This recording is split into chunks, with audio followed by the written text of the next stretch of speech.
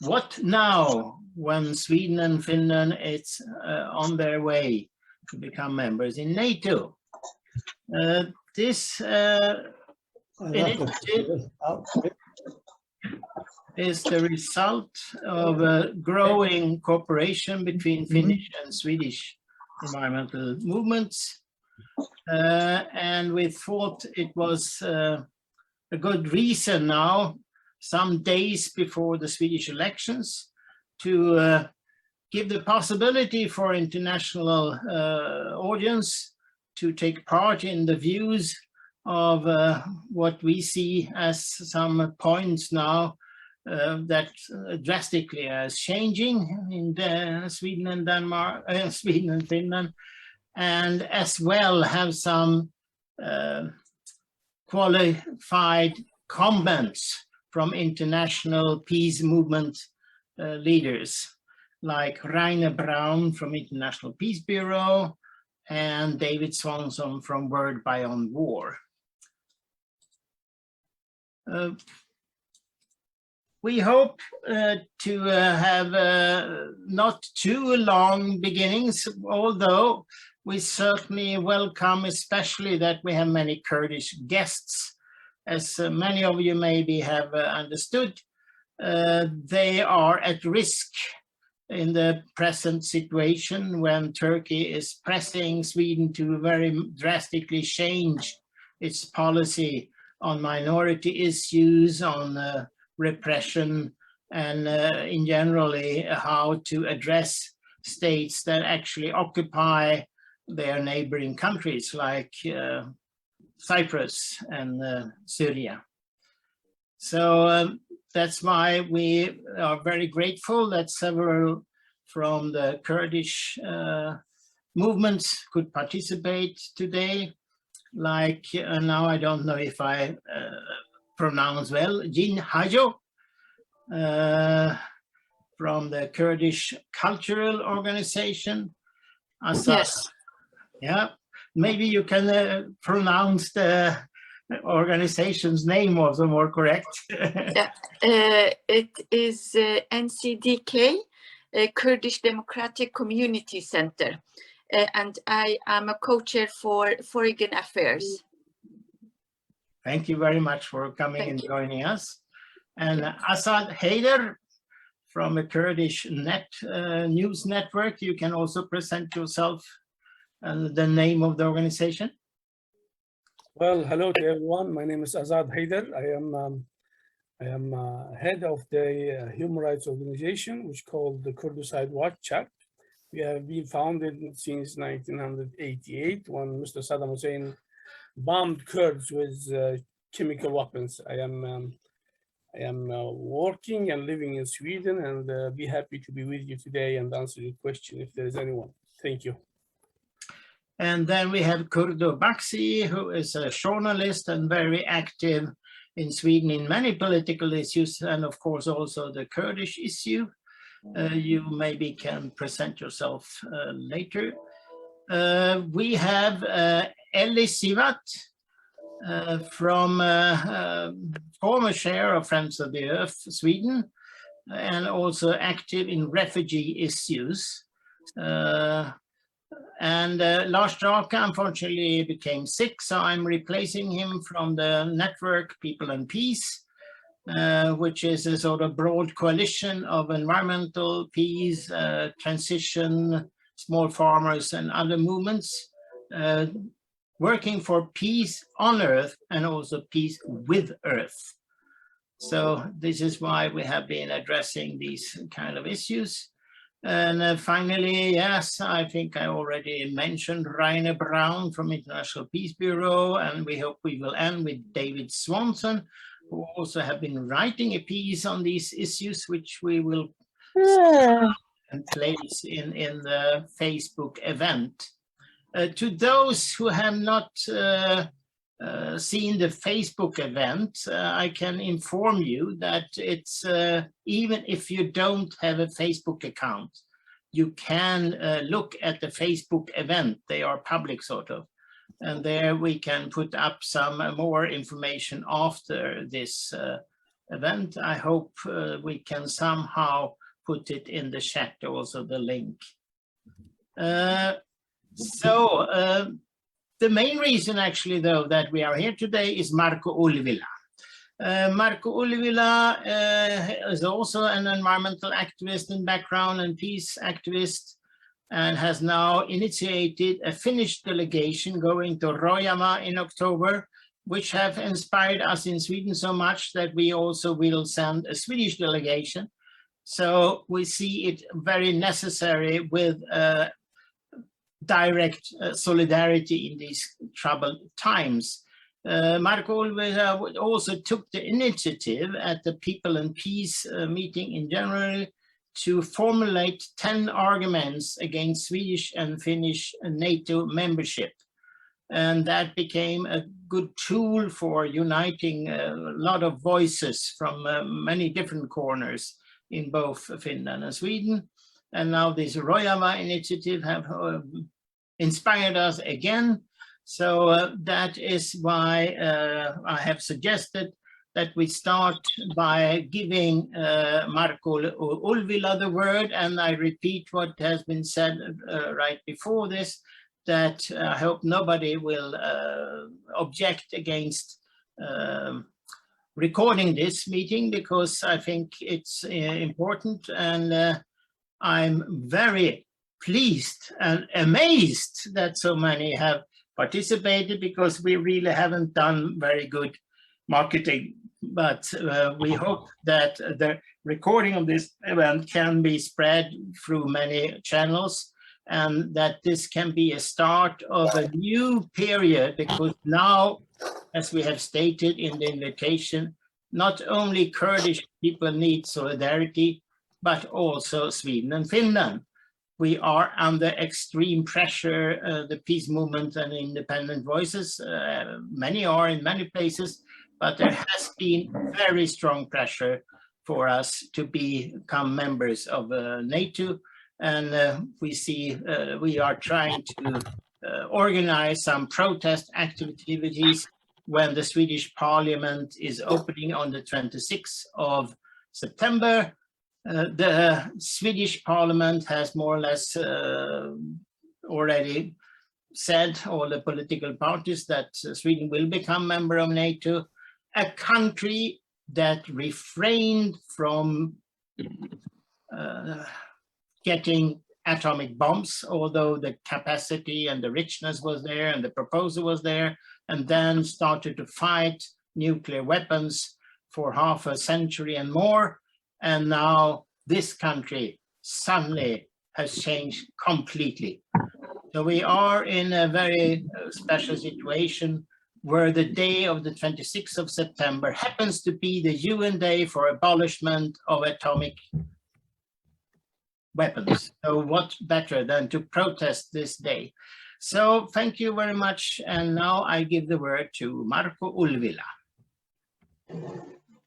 Okay, thank you, Tud, and good evening, everybody. Also, I'm very happy so many have joined, and I see this important continuity of the efforts that we had since late December or January to reconnect Finnish and Swedish movements in the pursuit of peace, because that's when the voices started to rise already well before the Ukraine campaign of the Russia. That would be now time for Finland and Sweden to join NATO, and we felt that we should say no at the earliest. So I have put in the chat the text that we formulated, and we got some 4,000 signatures in Finland and some thousand in Sweden. But as you probably know, the media campaign for the NATO membership was really vivid. So it was really difficult to get the critical views and critical points out in the debate. And then that spirit, of course, sort of increased as the Russian invasion to Ukraine progressed. And in the end, the parliament and many politicians, many parties changed their views totally, and from being against membership or at least questioning it very much to then voting yes or saying yes. So of course we see this as very unfortunate development. At one point is that there's no need for that many people in Finland have felt they are threatened by Russia, but I think it's very obvious that Finland is very different from Ukraine or Georgia or Chechnya for that matter. That Finland has all our polity, all our foreign policy establishment has always, since the Second World War, found it very important to be in good terms with Russia. So, for example, Finland has had no bilateral problems with Russia whatsoever. And if we compare with Ukraine, with the flip-flopping governments and number of disagreements on bases and gas pipelines and gas prices and so on, so the thing is totally different. But this was not felt by the public, by the elites, that they said that yes, we have to have the protection of NATO, and then that's what happened. And what I feel was the big loss of this tradition of non-alignment, because during the Cold War, although Finland was never formally part of the non-aligned movement, I think it was globally important contribution to be non-aligned as a next door neighbor of Soviet Union, and this tradition and this role still is important in the world. We don't want the world to become divided into 2 or 3 blocks. There has to be space between the blocks, and that's what Finland and Sweden has been sort of playing the role, and in that role have been very creative, played larger role than the countries. Sweden hosting the first Environment and Development Conference 72 in Stockholm, Finland hosting the European Conference on Security and Cooperation in 77. So we feel that probably this kind of globally important events outside competing blocks might not be possible. But let me conclude with the Rojava solidarity. Turkey has used this membership application to advance its expansionist interests and have blackmailed Finland and Sweden, and through Finland and Sweden, United States and other players to get permission or acceptance to further invasions into and incursions into Syria and other expansionist interests and human rights violations domestically.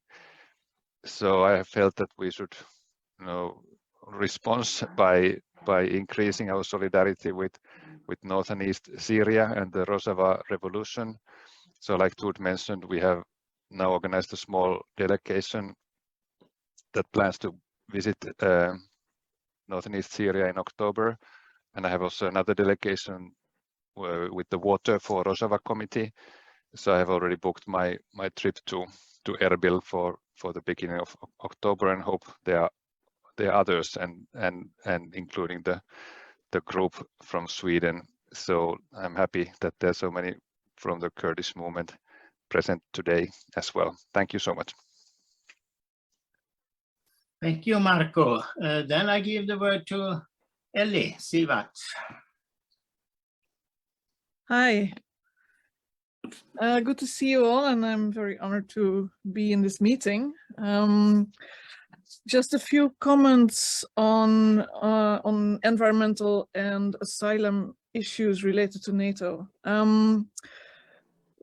Starting with climate, it's actually quite interesting how NATO is claiming to be, or wanting to be, the leading organization in understanding and adapting to climate change, including a net zero emission target for 2050. And that sort of is a typical greenwashing action. So how can we label war as green? For an environmental activist as myself, with a tradition in Friends of the Earth, that's of course very concerning, but also, well, sort of to be expected. So, of course, climate is a serious issue. We will likely see more conflicts on natural resources, more conflicts in general, armed conflicts, food and energy security or sovereignty, migration. More people will become, unfortunately, refugees due to climate change. And one of the new, maybe new topic of NATO is to sort of intervene or interact with vulnerable nations. And one can wonder what that will mean for the global future and peace on Earth. Then a few comments on asylum politics. Since 2016, NATO has increased its cooperation with Frontex, European Union's border organization. And the aim is to assist with the growing refugee and migrant crisis. Note that it's assisting with the crisis, not assisting at first hand the refugees and migrants, but the crisis itself. And of course, the question always arises when we talk about this issue: whose crisis is it actually that we're talking about? Because often the crisis is labeled as a crisis for Europe, but it's of course the crisis for the refugees, for the people who have to flee the country due to conflicts, due to other types of actions. So what have we seen in the last couple of years? We've seen increased pushbacks. We've seen a migration policy that is getting worse, less humanitarian. We see forceful repellion of people at the borders. And we see agreements with third-party countries to keep refugees out of Europe, with countries like Libya and Turkey. Now, with the membership to become of Sweden and Finland, especially in Sweden, we see an increasing threat to Kurdish activists who have been welcomed in Sweden and are now threatened to be expelled to Turkey. I guess we will hear a lot more about that, so I will not say too much about that. In my view, independent voices are crucial, and that means both on a country level. Historically, Finland and Sweden have had a very special role in international politics, climate negotiations, disarmament negotiations, peace talks, and been able to take this role and bring parties together and argue for a safer way out of conflicts. But nowadays, this independent voice is not there anymore, unfortunately. So I hope we can find some time to discuss what we can do. I think the solidarity actions and the Rojava delegation is a very good start, and also the hopefully increased solidarity between us, different networks, different groups with different perspectives can be helped by this meeting. I'll stop here, so thanks. Thank you, Ellie. I will then continue myself. I forgot to say that we hope to be able to have this meeting 1.5 hours to enable this discussion Ellie asked for, because we see that to at least me, and I guess many in Finland as well, this is a very new situation. And we are not really ready yet, haven't really formulated, haven't really understood the situation. And I think this is very well done together with our international friends. And maybe a very good thing the outcome of this is that we are now in the same situation as many others. The situation is very extreme in terms of Sweden being the only country that has not been at war with Russia for 200 years in Europe. And how come then that, according to many international surveys, Sweden and the Swedish population is more anti-Russian than any other Western European state, and even at the level of people in common, even more than in many Eastern European states.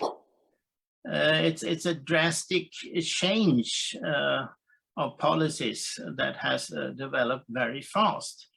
And to my big surprise, this has also happened in Switzerland, who now has more sanctions against Russia than any other Western country.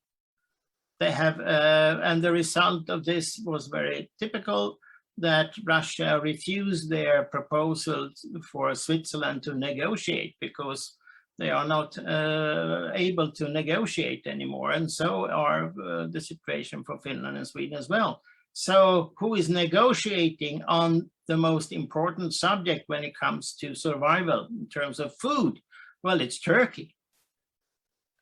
So it's a very odd kind of international situation where countries that before saw themselves as negotiators for at least bringing about some kind of civil solutions to things, now suddenly have shifted so drastically into another corner.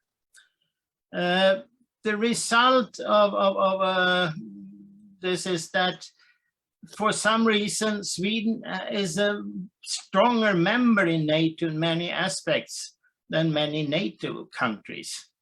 One of these is on the role of climate and civil contingency, where our authority for civil contingency have cooperated with Atlantic Council, this huge think tank closely related to NATO, to formulate the policy for NATO on climate issues.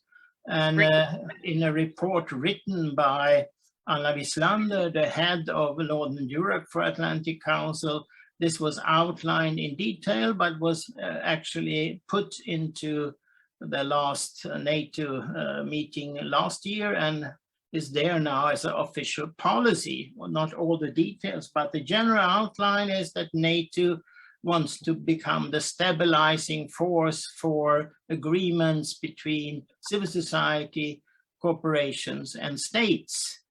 So with other words, they turn themselves into a protector of privatization, the whole idea that we shouldn't have independent movement, and instead we should all cooperate in a common agenda, which should be protected by NATO, both in terms of their propaganda and in terms of their military.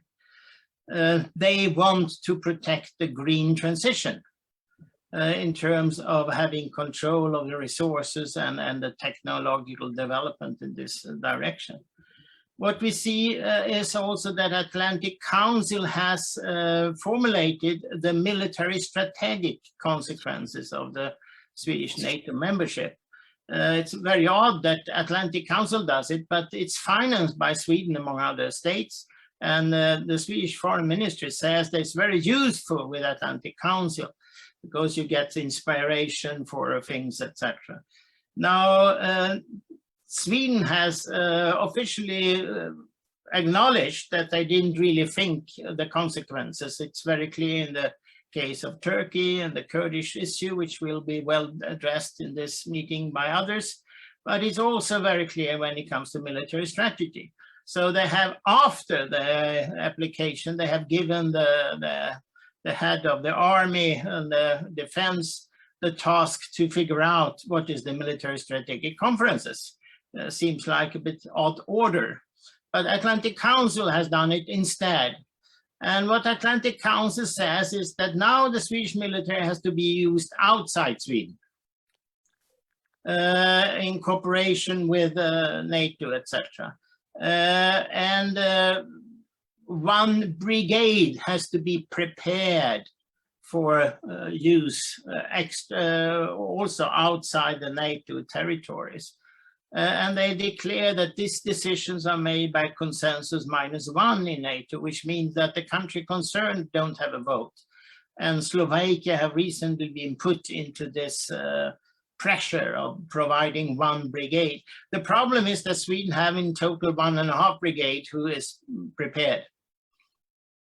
So the whole military issue is in jeopardy, and what they actually are planning and not planning, it seems like before the idea was NATO should help us. And to that end, we were setting up new regiments in the middle of the country, having a new defense policy. But so NATO should help us, but now it seems like we should help NATO. I have not time to go into detail there, but as you can see that there are a number of issues, and one of them is also the whole thing about propaganda. We've been under a very heavy pressure from an alliance of foreign countries, like the United States, through organizations like Atlantic Council, the British Integrity Initiative, even the Finnish Foreign Affairs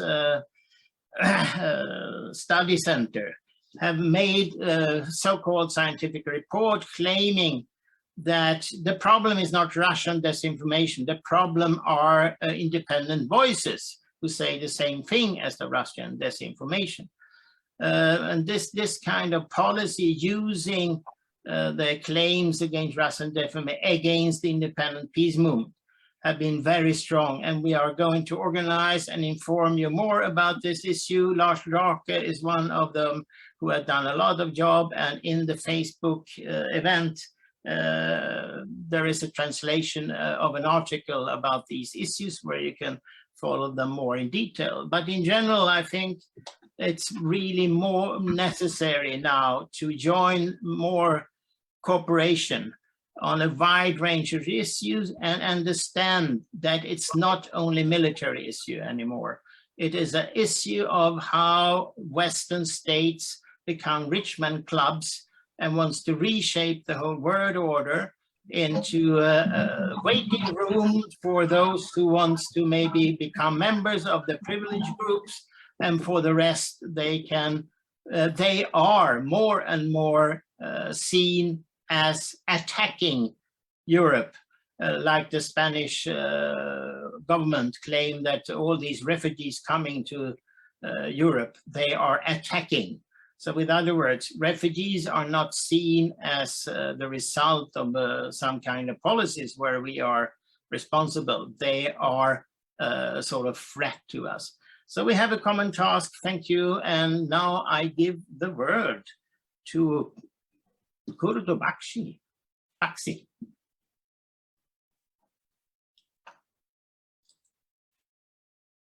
Hello, Kurdo. You have to unmute. Mute, yeah. Oh, yes. Yep. Thank you very much for this initiative. You hear me now? Yes, we hear you. Oh, thank you.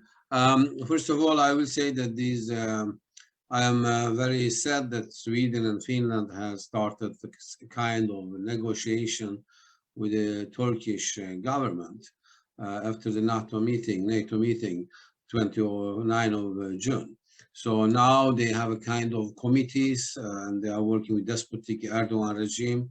And in Helsinki 2 Fridays ago, they had a meeting, and my argues that that for the Kurdish people, of course, this Swedish and NATO membership costs a lot of things. It means that now suddenly 12,000 or 13,000 Kurds has sacrificed their life in Rojava for freedom, and they are freedom fighters. Now suddenly Erdogan wants them to make classify terror as terrorists here. But there are 4 important things in the negotiations or in this kind of treaty between Finland, Sweden, and Turkey. First of all, they have written down now, the Turkish government, in this document in 29 of June in Madrid, that something which is If in Sweden or Finland there is information, disinformation about Turkey, then they should struggle with these countries. It means that Turkey like to export their definition of what is the correct words and what is the correct articles, what is the freedom of speech, and this is a very terrible thing. The second thing is about the list of the extraditions. The Turkish president said first 33 persons they want to extradite, expel from Sweden and Finland to Turkey.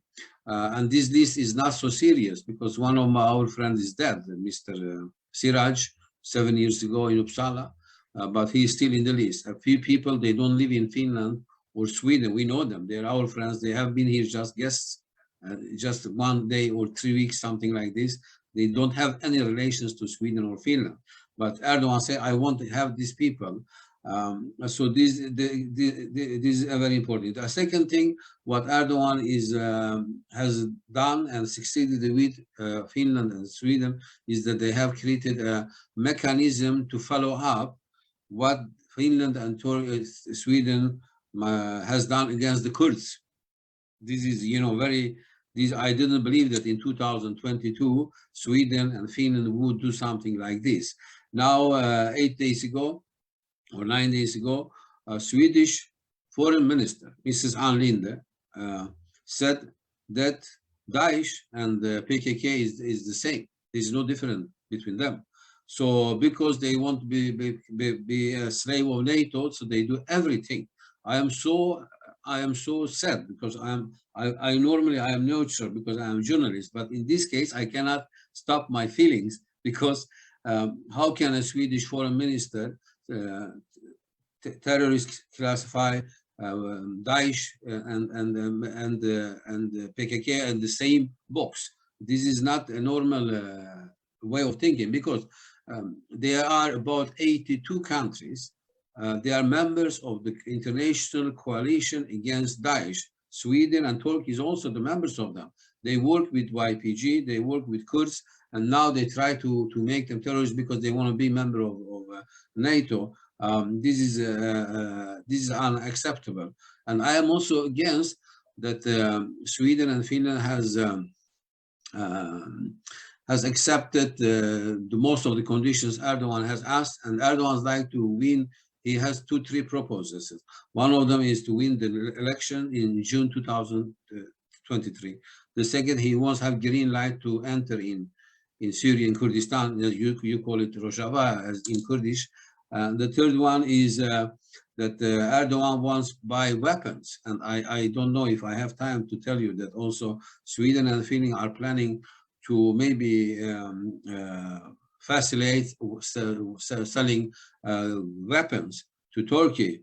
And I am very afraid that some of my friends say in Sweden, I have as a journalist tried to find out it, but I haven't succeeded, that Turkey likes to buy Jas Gripen from Sweden and kill Kurds with that.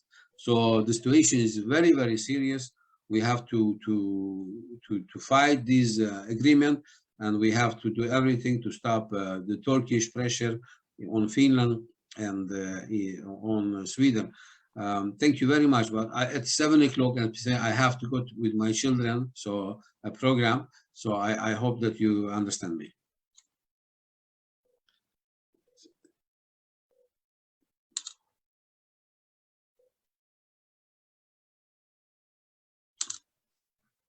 Por micrófono.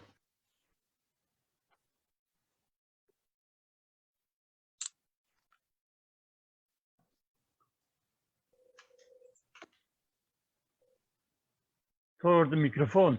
Tord, we can't hear you.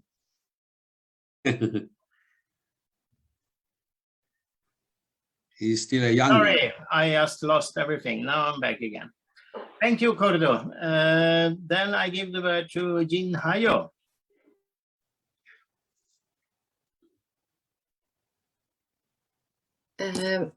Thank you very much.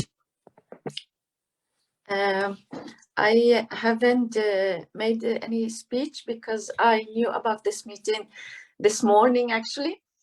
But I'm very pleased and happy for this initiative, and it's very important in this kind of situation we are in. I just want to point out some things. Everybody is talking about how this situation is going to effect on us, the Kurds in Sweden and in Finland. And we're talking about hand out people to Turkey. This is, I want to our friends to know that a lot of Kurdish people now are thinking a lot of, are we going to be afraid to speak out our opinion?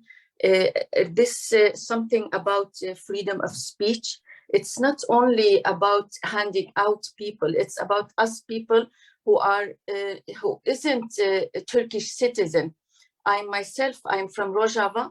I'm not afraid that I will be handed out to Turkey or Erdogan. I am more afraid of will we be seen as illegal?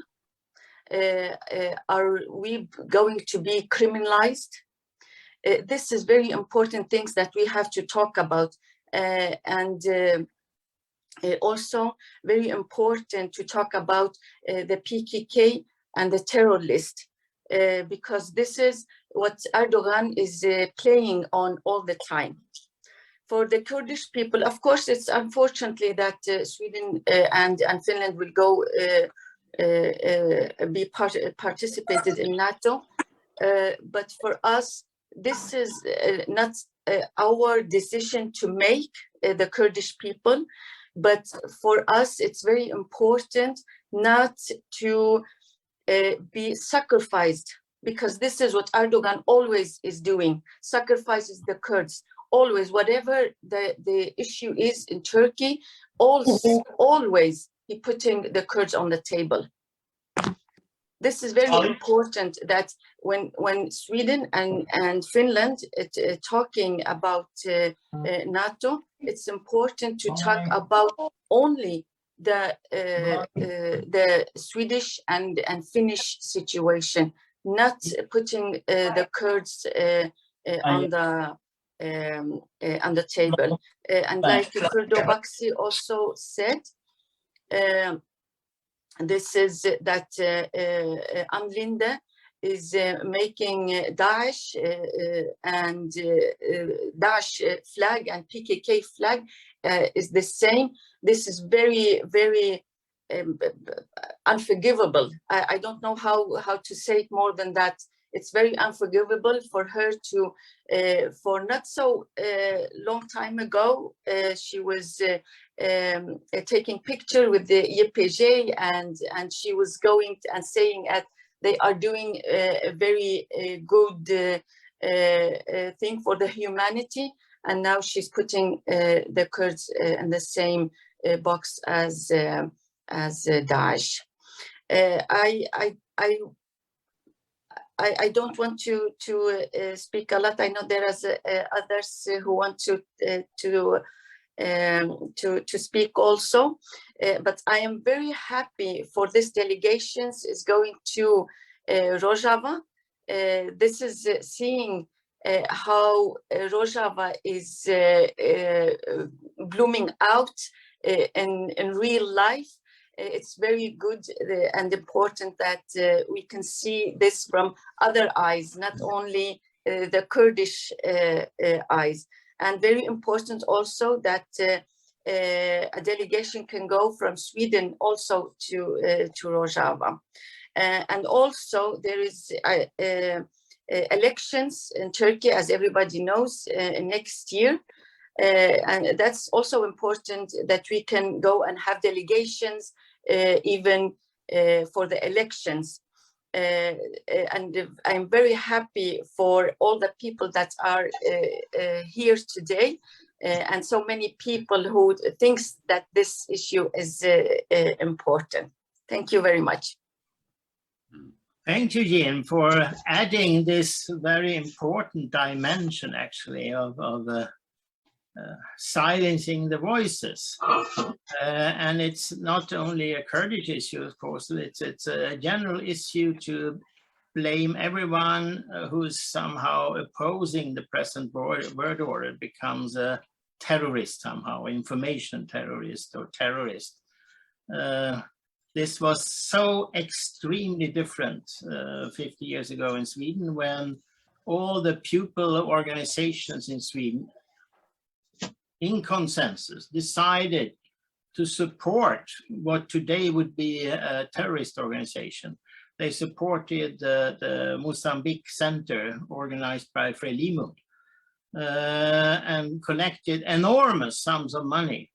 And first after that did the parliament do the same. And today that would be put in prison. So it's been a total shift, which is very hard to imagine, and where we really are in a worse situation. So I also find it's very good that now more are concerned. There's both women or movement people and peasant environmentalists will go to Rojava and also see this specific village set up by women who is trying to create some kind of self-reliance, which is of course very hard when Turkish drones are constantly attacking. So Asad Haider, the word is yours. Thank you very much, everyone. Thank you to having me with you today. My Kurdish friends and my other friends from Finland and Sweden and the States. It's an important meeting today, and I have some facts I want to tell you about Rojava. My name is Asad Haidari. I am head of a human rights organization which operate in different countries, and this human rights organization called Kurdistan Watch. We have been founded since 1988 when Saddam Hussein bombed Kurds in Iraqi Kurdistan with chemical weapons. So this organization has two aims. The first one is against all chemical weapons, nuclear weapons, not only selling, buying, selling, manufacturing. And it's important to underline these issues because it's many countries which have developed nuclear weapons, and some of them are very dangerous and actually playing with our lives. And the second issue which we are working with, and which is different, which is difficult to work with, is human rights activists. And this is a very important but also annoying issue. There are so many challenges in Kurdistan. Turkey is today driving 3 wars against Kurds, my friends. They are driving Kurds in northern Kurdistan, killing Kurds. Yesterday I saw a lady which was 82 years in northern Kurdistan, was jailed for more than 1 month, was accused for working with terrorists. And I have many friends sitting in jails in Turkey. Turkey is not only putting Kurds in jail, they kill them, actually killing them every day. Turkey have the second war against Kurds in Iraqi Kurdistan. They have more than 15, 16 different military places there, which are operating there against Kurds, and they're killing Kurds every day. And the third war against Kurds is going on in Rojava, northeastern Syria. The important thing in Rojava today is the sky is controlled by Turkey. Turkey is operating against the Kurds. Almost daily, they kill people. They bombing schools, different sites.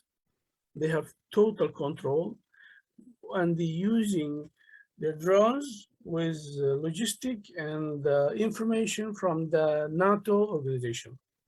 So NATO organization, which we are applying to be a member of, Sweden and Finland, unfortunately is providing Turkey vital information to kill Kurds in Rojava. to kill Kurds in Rojava. I have just said kill. It's not usual. When I'm telling my Swedish friends Turks are doing this, they will say, no, no, no, this not happens. This is propaganda. But actually, this happens now, today. So you have to remember some history. When the coalition was working with Kurds, with Rojava Kurds, with YPG and YPG, Turkey does not want to work with the coalition against ISIL. Turkey closed their military site airport, which called Incirlik, and does not allow the states or other countries to use this military airport to bomb ISIL in Kobani. That was in 2014-15.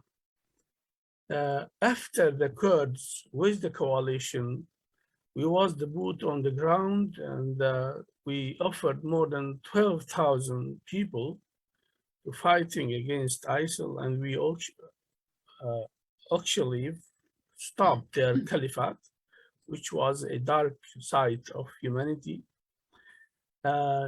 In the end of this process, Turkey was telling that they are joining the international coalition against ISIL. The Kurds in Rojava, in cooperation with our Christian, Yazidis, Arab, and other minorities, we ruled our areas, we stopped ISIL, we paid 12,000 people's life, and today we have more than 70,000 ISIL dangerous people in prison. We are guarding them for you, for the Americans, for the European, for the NATOs, and nobody have the guts to take those dangerous people home. We have to feed them, we have to guard them, we have to educate the children in view to not be difficult and dangerous ISIL. Nobody is taking their responsibility to help the Kurds. In spite of that, in the end of June this year, when the Swedish and the Finnish government was meeting Turkey in Madrid, they made a catastrophic agreement about us. Suddenly, we was terrorists. And this is a parallel, my friends. You have to know that 1988, if you go back, the Swedish government began with Kurds, and they had some discussions about how to put limit with them. And in the end of 1984, they put PKK on a terror list. And now the history is repeating themselves, and Turkey wants to put the Rojava Kurds, the YPG and PYD on this list to make them terrorists. So we was yesterday fighter for freedom, stopping ISIL. Today, we are going towards to be terrorists. This is a shame of countries. This is against the human rights, the all agreements which we have decided. But as you know, my friends, weaker people are to sell. We are for sale. So we are double jeopardized by the government, which Finland and Sweden is in full agreement to do with Turkey. Turkey is putting the dictatorship in Turkey is putting the rules who is terrorist or not. And this is also shame of all the countries, and also us in Sweden. How can a dictatorship, what is the difference between Mr. Putin and Mr. Erdogan? Putin is killing people, Erdogan is killing people also. Erdogan having 3 wars ongoing against Kurds.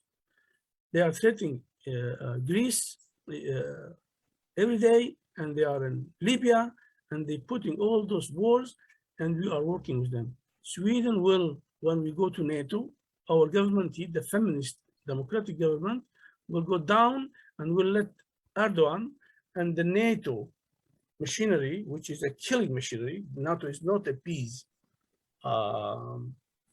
organization. I don't know if NATO giving some flowers to other people. What I know in Rojava, they giving all the information, providing Turkish weapons and logistic to kill Kurds every day. Turkey invited Afrin 218 and 219, they occupied Serikani, my town in Rojava. Turkey is violating against the rules of international, what is becoming about human rights, about refugee, and people in Rojava are in desperate need of democratic forces, as this gentleman listening to me today, to be their voices. The foreign minister told me, and Mr. Todd and some other people the other day, 2 weeks ago, that the only people which have been our real friends in Rojava is the civil society. The other people have been showing their nice faces, and when they have some other different issues, they sell us. They don't care. But the civil society for Rojava is very important, and I am happy that a group from Finland will visit Rojava soon. And I know there is also here in Sweden, we are a group which working to organize a trip to Rojava to support their feministic human struggle and their democratic view of rulings in the Middle East. There is certain things in Rojava you have to know that they are rare in the whole Middle East. In the system of Rojava, there is a man and a woman in all power places, which is very new in the Middle East. I know in Europe is Assad, it's time to end up. yes. So we will be there, and thank you to being with you today. If there's any question, I will answer. Thank you very much for listening to me. Thank you, Assad. And now, Rainer Braun, Executive Director of International Peace Bureau. 138 years old is the organization, but not Rainer Braun. Or maybe I was wrong, but something like that. You know, IPB is 131 years old. Okay, thank you so much for the invitation. And let me start with one point, which I really would like to underline. The illegal attack of Russia against Ukraine is a brutal invasion, but we should never forget that we have more than 30 wars in the world. And I'm so happy that our colleagues from Rojava underlined the imperial and aggressive politics of Turkey against their population in their country. It shows for me these brutal double standards of NATO. And you know, the values of NATO are not the values they are announcing. Democracy, peace, freedom, nothing to do with NATO.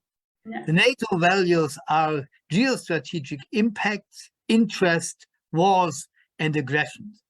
And when we discuss about NATO, we should never forget that when we are discussing about Ukraine, the actual war. It is one war, it's a brutal war, but we have so many wars, and our goal, and IPB is deeply convinced about that, is that we have to overcome all wars, and this needs much more international solidarity that we have now and that we have in the last years. Let me say a second word to Sweden and Finland. I'm a little bit surprised, Todd, that you are so surprised of the way of Sweden and Finland going to NATO. For me, this is only the logic step of the development of the last, maybe say 15 years. Sweden and Finland were engaged in all the NATO infrastructure. They were engaged in all the communication systems of NATO. They were engaged in all the exercises of NATO. They even gave the right to US troops to attend the Swedish territorium. And now, misusing the situation of Ukraine, they go the final step. It is the final step of the logic continuation that the political elites in your country were doing.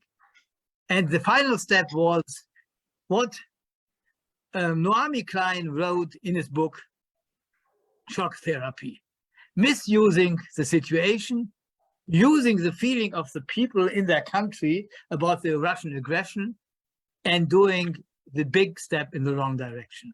But it was a logic step after all the development of the last years. But this does not mean that we have not lost the game. No, the peace movement again was defeated. It was a bit defeat. It is a bit defeat that Sweden and Finland are joining NATO. We now know that there is a new long NATO border to Russia, 1,300 kilometers. This is a new area of militarization in Europe. We have the whole militarization in the north of Europe, even stronger than in the past. And we have strong and important militarized new partners in NATO. What does this mean for the peace movement and for our actions? First, I think we have to overcome a little bit the shock we are feeling after the war and after this development of the last years. And for me, the first point I would really have to underline what is absolutely needed. And I think in many countries, we start with these protests. These are the needed protests against the social tsunami in the different NATO countries as logical consequence of the so-called sanctions, which are more or less an economic war against Russia. We need bigger protest action for defeat the social interests of our people against inflations, against the high energy prices, and all the consequences of the politics of our government in the different countries. I will underline that we have to go now back to the streets and bring together the social consequences and the militarization in the different countries, the highest amount of military spending and the social consequences for our population. Point number one. Point number two, up to now, Sweden and Finland are not in favor of having US nuclear weapons in their country. So the key point for me is, please let us fight for a nuclear weapon-free zone in the north of Europe. And this means, as a first step, Finland and Sweden should be pushed that they are signing the treaty for the prohibition of nuclear weapons. In the minimum, these countries should be nuclear weapons free. And this would be a big step forward for the whole process of denuclearization of Europe. My third point is, and you know, we could see how quick the atmosphere in these countries changed in favor of NATO and against us. So what we need now is, again, a big and intensive awareness campaign in these countries and in all countries of Europe to show the people of our countries what is NATO in reality. NATO is a war machine. NATO is a climate killer. NATO is an aggressor. NATO is the top of the militarization, is the biggest spender of military of finances in the world, and NATO is not any longer a North Atlantic Treaty Organization.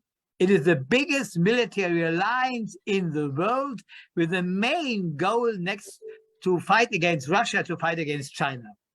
And we have to show the consequences of these NATO politics to our people in the country. So awareness raising, I think, is a key point for our work in the future.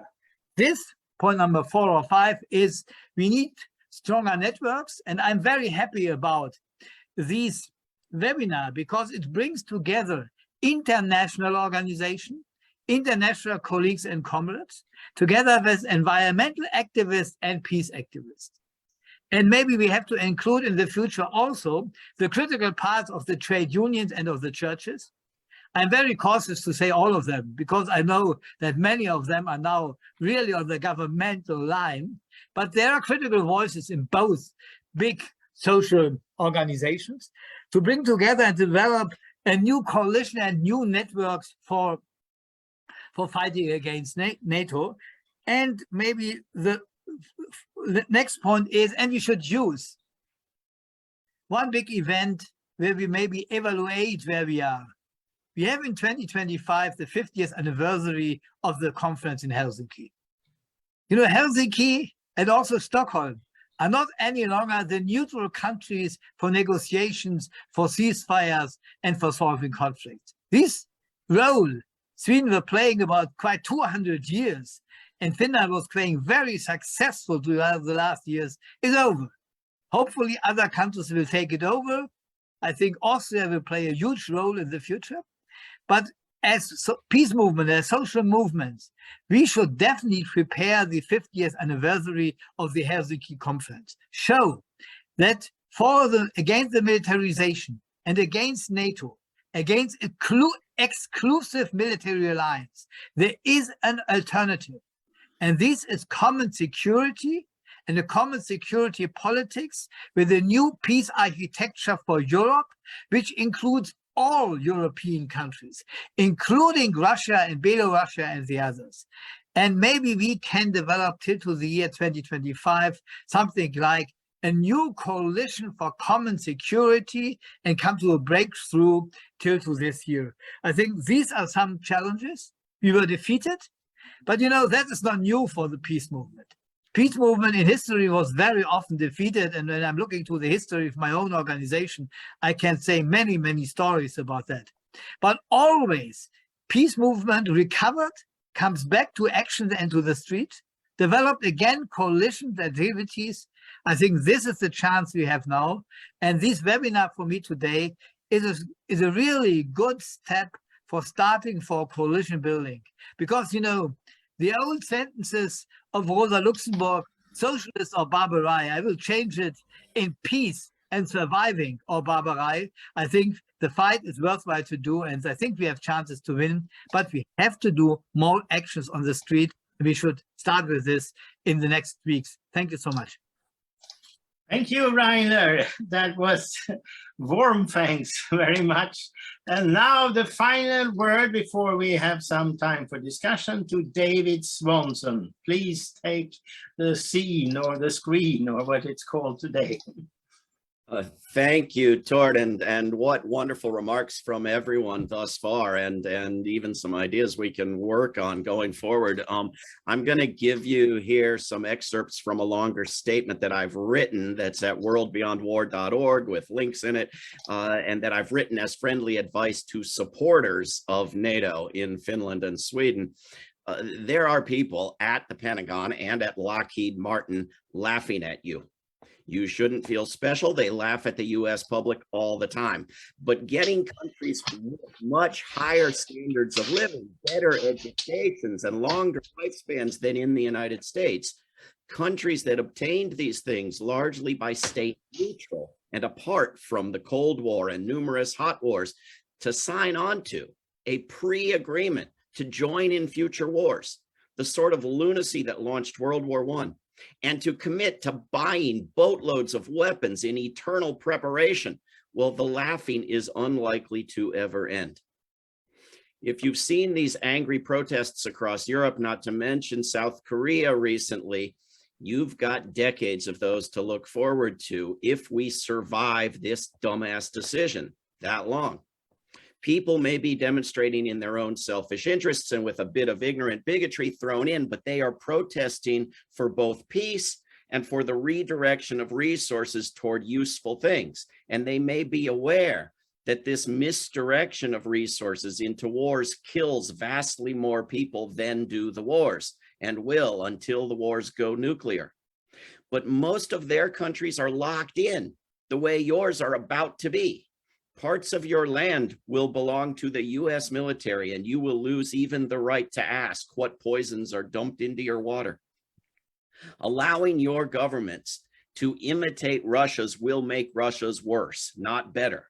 Russia cared about little other than stopping the spread of NATO and did what it had to know would rapidly accelerate the spread of NATO, because it lost its mind to war, and because it and you are being played for suckers by the United States military, including that branch of it called the Rand Corporation, which wrote a report recommending the provocation of a war like this one. You are an escalation of a provocation. You are some perfectly nice, harmless, loving person who doesn't want to hurt anyone and is scared to death of Russia and either has no interest and either has no idea that nonviolent defense is possible or knows that your government has no interest in it. But there is some person of that exact same description in Russia who will see what your government's now doing as extremely frightening, whereas putting nukes into Belarus will be comforting and soothing. And nothing will ease the concern generated in good, noble hearts by that idiotic outrage like repeating it with US nukes into Sweden or Finland. There is not anything the least bit difficult to understand about all the good intentions and the fear for loved ones, but neither should there be anything difficult to understand about the fact that this will end with a high risk of nuclear apocalypse and nothing good along the road to it. The arms race that some countries used to have the wisdom and independence to keep out of is a vicious cycle that needs breaking. Not only did the US, UK, NATO want this war, but they took careful steps to avoid its ending in the early months and have done everything they could to develop an endless stalemate. There is no end in sight. Your government's joining NATO is another provocation that will increase the emotional commitments on both sides, but do nothing to make either side likely to triumph or to agree to negotiating peace. It is possible to oppose both sides of a war and to oppose the mission of the weapons dealers that support both sides. Not just weapons and wars are driven by profits. Even the expansion of NATO that kept the Cold War alive was driven by weapons interests, by the desire of US weapons companies to turn Eastern European nations into customers. There are alternatives. Numerous examples of the use of nonviolent resistance to invasions, coups, and occupations are listed in my longer statement. Look at the examples in films like Pray the Devil Back to Hell, Soldiers Without Guns, The Singing Revolution. There will be a screening and discussion with the filmmakers of that last one on Saturday. Negotiations in Ukraine are perfectly possible. Both sides are engaged in both insane cruelty and in exercising restraint. Were they not? Were one side composed of irrational monsters, then the risk of immediate terrorist attacks in Sweden and Finland would be at the top of this list. We all know that's unlikely because the talk of irrational monsters is just nonsense we knowingly tell each other in order to be able to stomach supporting a war. Did you know that in the United States, NATO is used as cover for crimes? Placing a primarily US war under the banner of NATO prevents congressional oversight of that war. Placing nuclear weapons in so-called non-nuclear nations in violation of the Non-Proliferation Treaty is also excused with the claim that, well, those nations are NATO members. So there is more at stake here than just kissing up to Turkey. There is signing on to all the outrages of NATO in Afghanistan, Iraq, Pakistan, Libya, former Yugoslavia, and who knows what places to come. Don't do it. Thanks for including me here. Thank you, David. And now we have some time for questions. I already have seen at least one very specific question in the chat. And I hope people know how to raise their hand, you know, down in the menu. You have reactions, and when you put that button, it says raise hand. And please use that because seems to be a little bit alone here. So I will have some problem really checking who is wanting to speak, etc. But in the chat, there is one very specific issue, which is by Mike Goodman. And he asked whether the arms industry have specifically put pressure on Sweden to join NATO. And maybe if nobody else wants to answer that, I maybe could do it. The specific thing here is that this is sort of very common in the peace movement, talking about the military industrial complex. And of course, on an analytical level, you can find it very easy. But I don't know if that really covers it well. What is clear is that the Swedish industry have put enormous pressure on the Swedish government to go into NATO. They set up a special NGO called the Fri Värld, Organization for the Free World, started in 2011, who has been very much pushing for NATO membership. And Sweden has, precisely as Rainer says, been very, very strongly part of the NATO network, sort of. One of the most clear examples is the International Council for Atlantic Council, with only 39 members, and 3 of them are coming from Sweden. And that is Carl Bildt, the conservative prime minister once upon a time, and a sort of eternal foreign minister, even when he is not foreign minister anymore. And Wallenberg, which is a sort of the main sort of capitalist in our country, very influential, and the Saab director. So of course, here we have a very clear example on the arms industry. And what happened when one of our participants here, I think Walter Mutt, was able to put an end to and sharpen our restrictions against Saudi Arabia. The government immediately sent a delegation with Wallenberg and others to Saudi Arabia to sell arms and so on. So yes, they do. But what is clear is also that it's very much integrated in the general strategy by the business interests for privatization, for coming closer and closer to the Western states, for free market, TTIP, etc., etc. So to only look at arms industry, I think, will avoid the kind of perspective Rainer Brown says important, which is addressing sort of the situation for people in common, not only related directly to weapons or security. This is directed to the common welfare, which is under attack by the business interest, and now they want to militarize neoliberalism, if we should talk in analytical terms. So now I see David Swanson, Donna van de Heuvel, or whatever, and Gashev Bibani. Okay, David Swanson.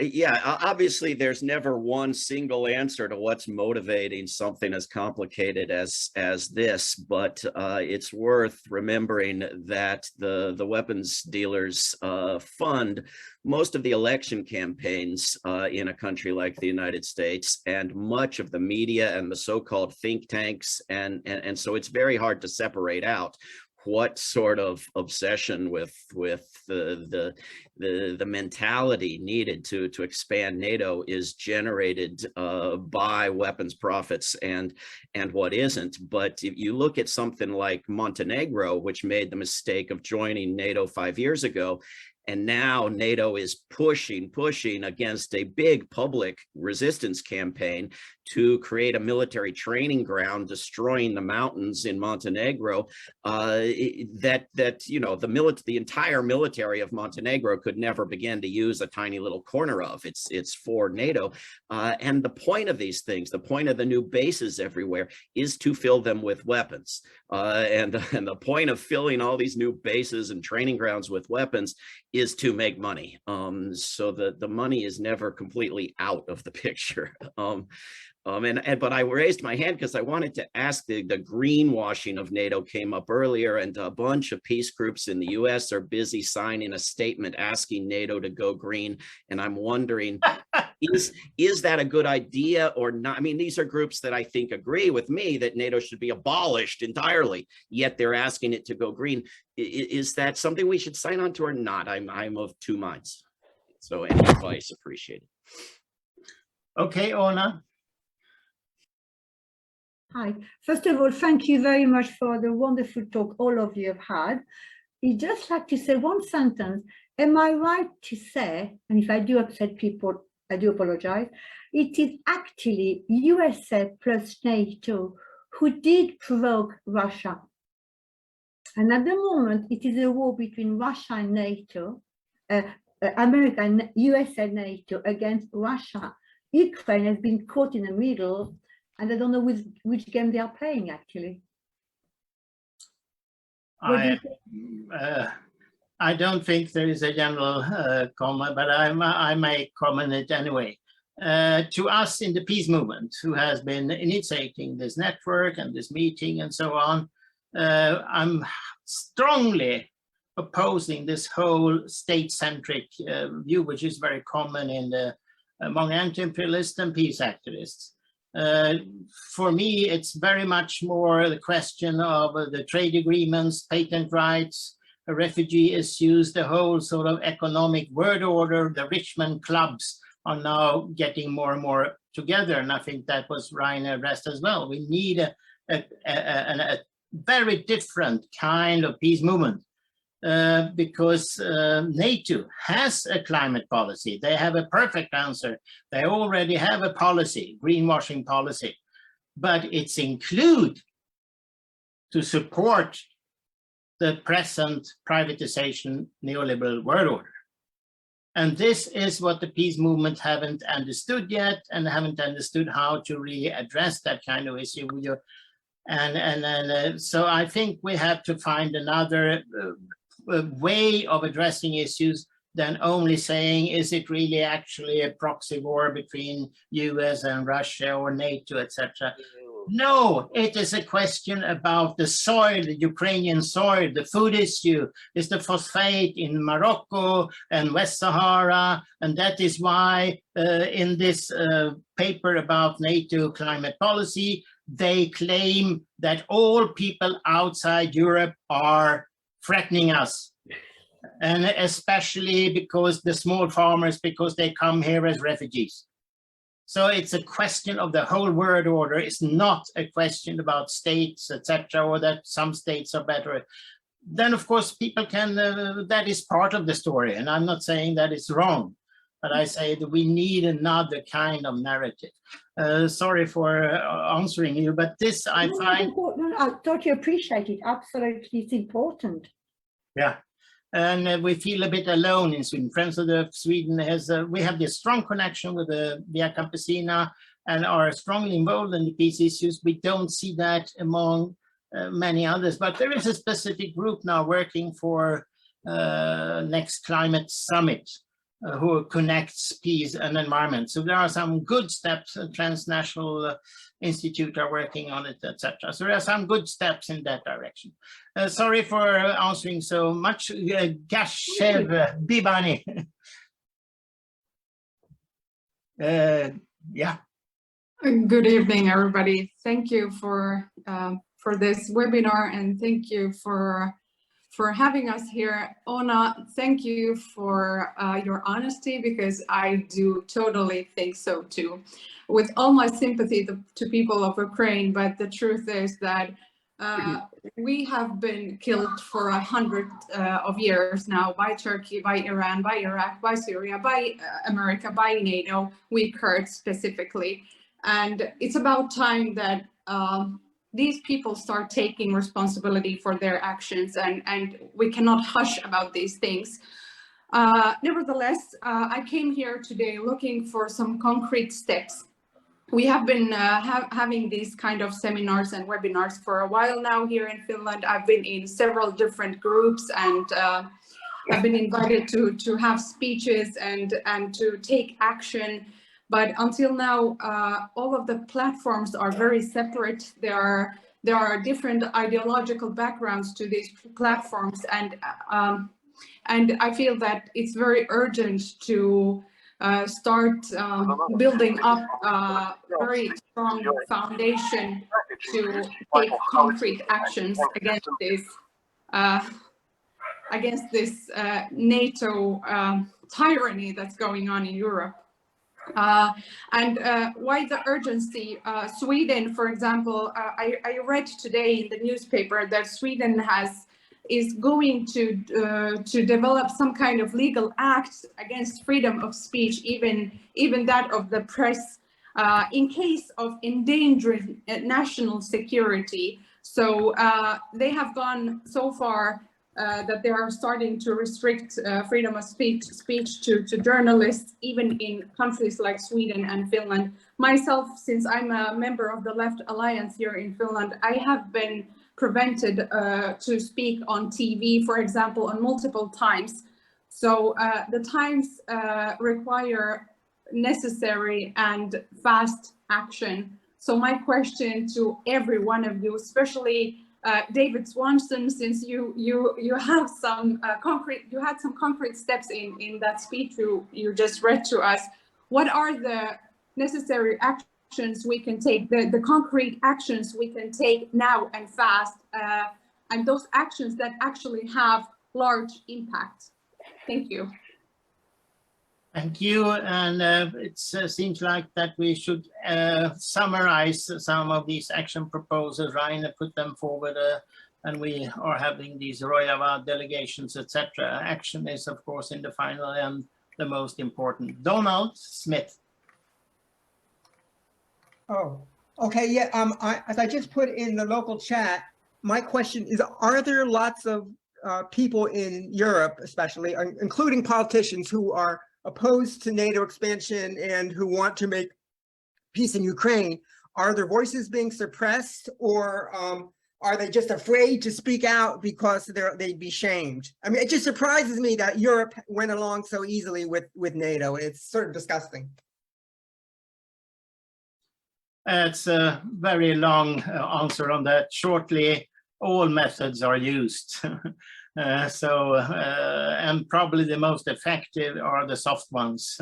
You know, you're not having a good journalist career if you don't say certain things, etc. So, and at the same time, we shouldn't overstate it. It's still very possible if one are addressing issues and those steps forward. So I don't think this can be best dealt with continued discussion and dealt with doing, for instance, what Rainer proposed, a sort of campaign for raising the consciousness about that the movements have a common interest there. Agundor. Hi, do you get me? Yes. Yes, thank you. I'm happy to be from Austria, which still formally is a neutral country. By the way, there are about 5 or 6 organizations who systematically and constantly fight against NATO in Austria and against some of them, even against the European Union from the left side.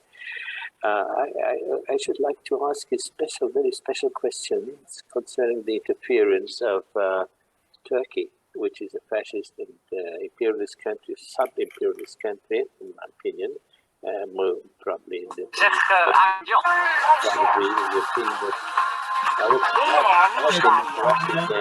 Hello. Can you hear me? I've been interrupted with some music. I don't like this music. Hello? I muted it. That was kind of music. About Bayraktar from Turkey. This CEO from Bayraktar, which is one of the most terrible weapons of Turkey, which is interfering directly into the warfare of Europe, was present at the meeting of US and Turkish Erdogan and other people recently in Lvov, and that means that the highest representative of this weapons company, which is a genocide company which produces this drone, which has been used against the Kurds mainly, not only, will be sold to Finland. Finland has already accepted the interest. He has already declared that he's very much interested in buying this weapon, this drone. And what about Sweden? I should like more. Finland is more dangerous because Finland is, as you know, very close to not the Soviet Union, to Russia. Finland will be a territory in which drone warfare will be realized against Turkish territory, against Russian territory. What about Sweden? Could anybody tell us about the reactions concerning the presence of those Turkish fascists and warmongers in Scandinavia, concerning especially the Bayraktar? Do anybody knows about these Turkish drones, if Sweden wants to buy them as well? There was news that Finland wants. I haven't heard either, but the Finnish buying of F-35 fighter planes instead of the Swedish planes caused, of course, some discussion in terms of how much interest does really Finland have in common with Sweden. There is one site called Maintain the Non-Alignment, Bevara alliansfriheten, and then keep a very, very good eye on all these developments in general with the questions of non-alignment, NATO and Swedish policy, and also Norwegian and Finland. But I haven't heard anything about this. Okay, Rainer. The short answer to these buying of these drones, up to now, what I heard and read is that Sweden don't want to buy it. Because Sweden, Sweden has their own military industrial industry and complex, and they want to develop their own drones. Because drones is the business of the future. So this is the reason Sweden up to now don't want to buy it. But I would like to answer the question of the actual needed actions and activity, what to do next. I really would like to underline that for me, the most important step in this autumn is that we are bringing together the social consequences of the war politics of our governments with the military spending and try to develop so big actions as possible on all streets in all countries in Europe. Otherwise, we will have a catastrophe in the winter. It will be cold, there will be less food, the people will not have money, we will have a huge development of unemployment, many, above all short business, will go down. So we are really in a historical singular situation, and it is absolutely needed that we put all our forces together to develop so many actions as possible in the different countries and between Europe and worldwide. Because, and this is also a part of the international solidarity, the people which most suffering from this new war situation are the people in the so-called the South. They are really dying by hunger. And this is the consequences of the NATO war politics. And I think we should put this in the middle point of our actions for the next weeks. But we should not forget, we have in June next year, the next NATO summit.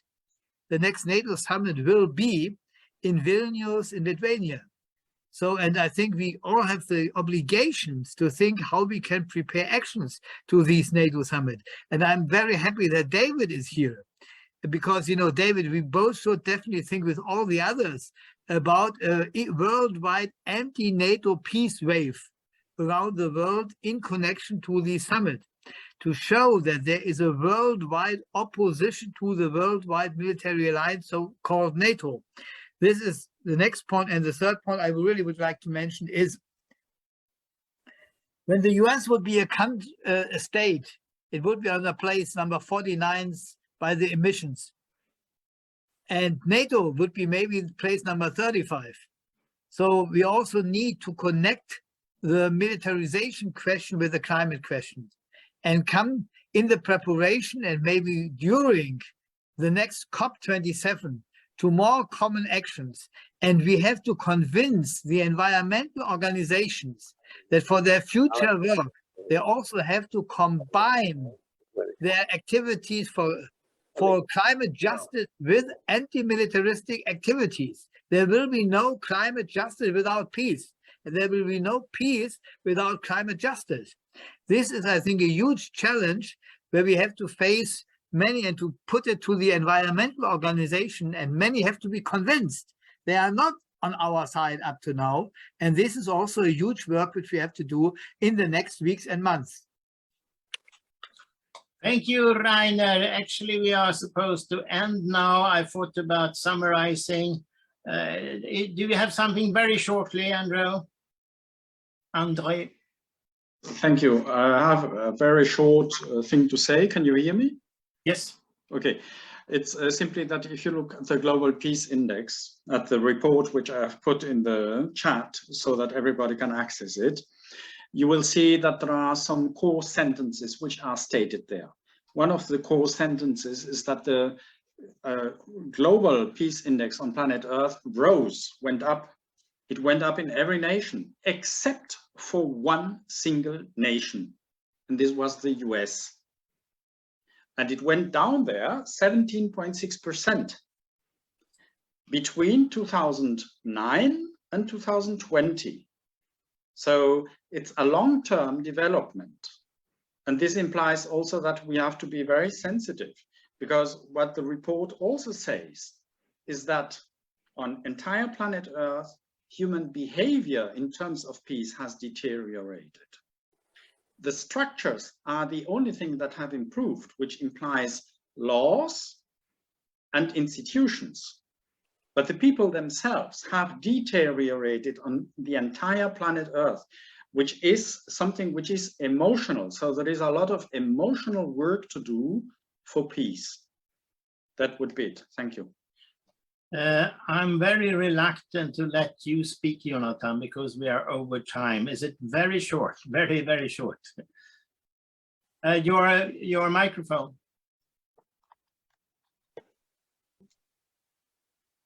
Okay, can you hear me? Yep.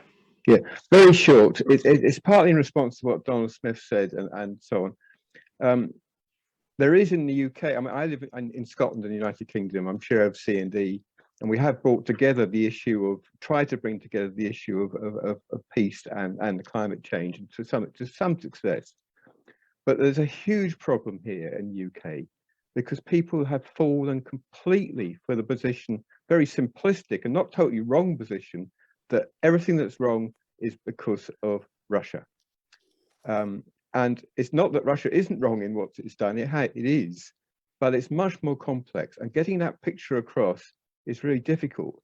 And though on the one hand, there's a large cost of living movement developing, and which is very positive, that many people on the left here are still very much into this Putin apologist thing.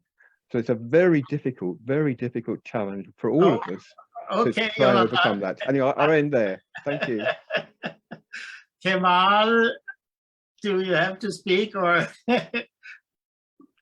utterly short, because you saved us with all these Kurdish contacts. So. Absolutely, thank you very much, Thor.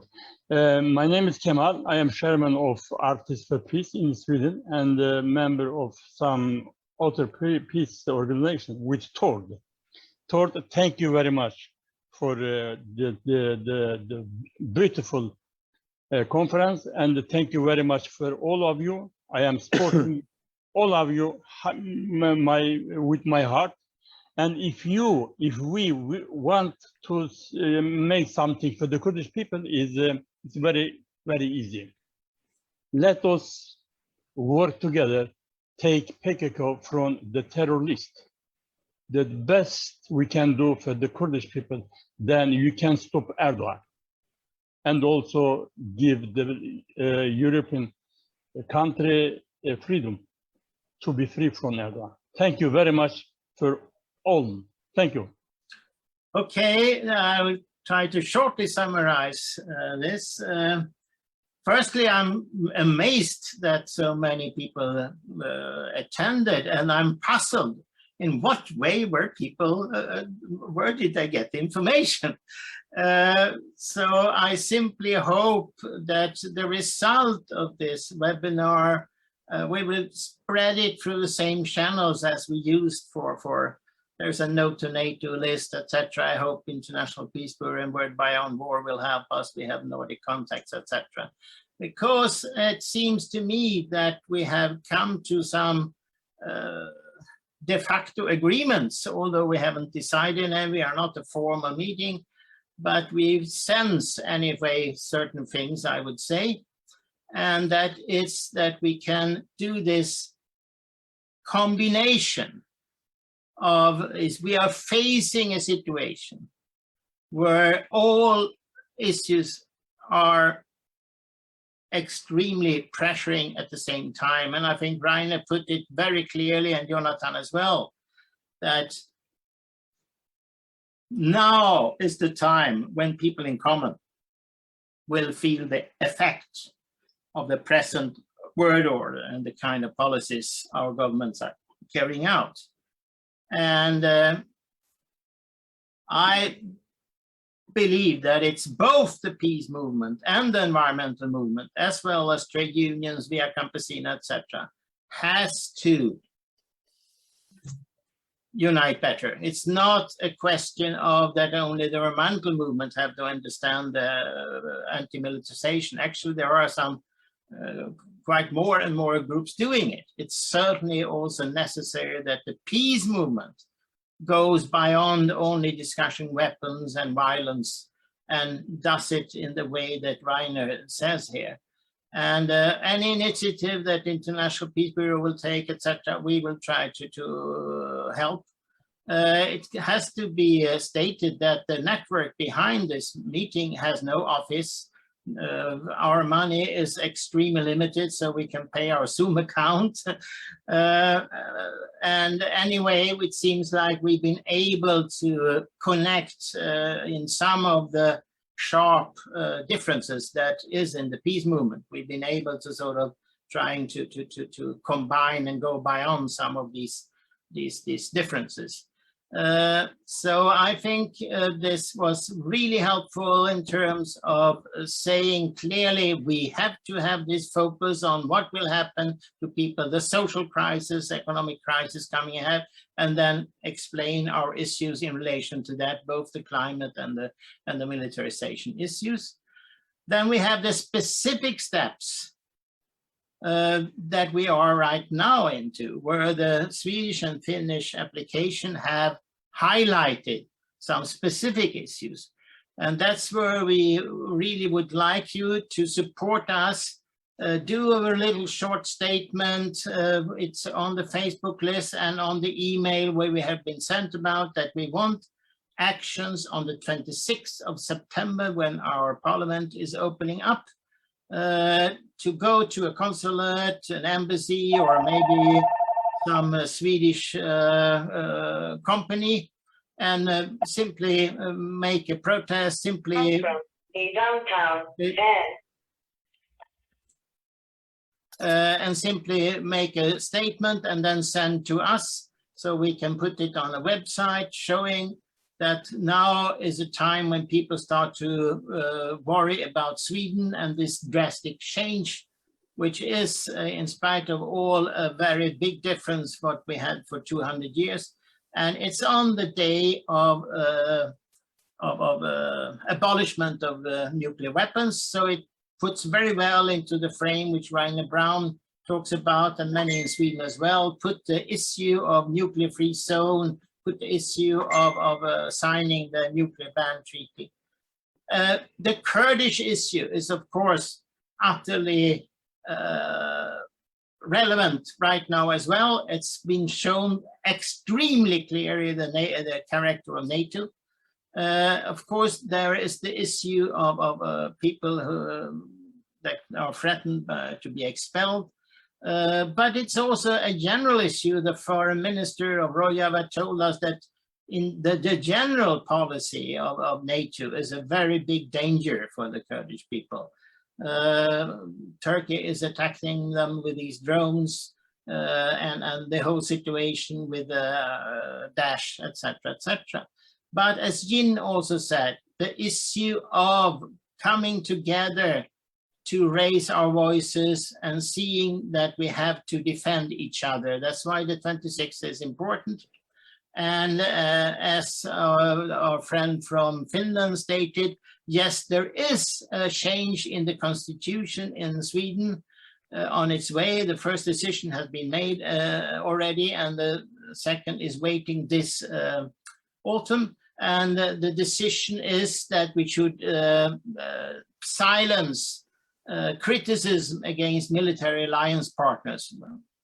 And this is extremely new because Sweden has a very strong definition of freedom of speech, and this has just been not discussed in Sweden. And we are trying to do some campaigning on this very specific issue. As we all know, politics is both general issues and on specific things. So we have uniting peace and environment. We have the issue of addressing the situation for people in common. We have the issue of having a long-term goal of setting up something in the 2025. When the states don't do it, we will do it. So thank you, everybody. I think we should end here because we promised it. I see Alan wanted to say something, but then it has to be, you know, only 1 minute as the last word. Alan Ibrahim. Yes, thank you very much really for this webinar. I want to put a pressure for that delegate is going to Rojava. Actually, I've been in Rojava a lot of times. So that important thing is that agreement between Turkey, Sweden, Finland, that agreement, Turkey are like putting a lot of propaganda of it. So the people in the street in Rojava, they are like really feel that they are cheated or somehow from the Sweden and Turkey. So that's a delegate, and there's some delegates like that. That's mean really a lot for these people there. So I want to put pressure on this point, and thank you very much for this nice webinar.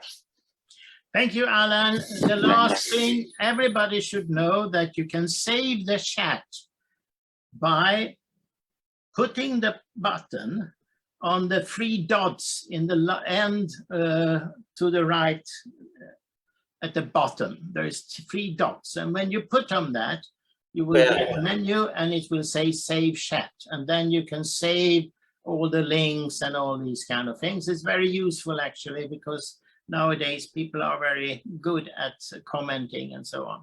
So thank you very much, everybody.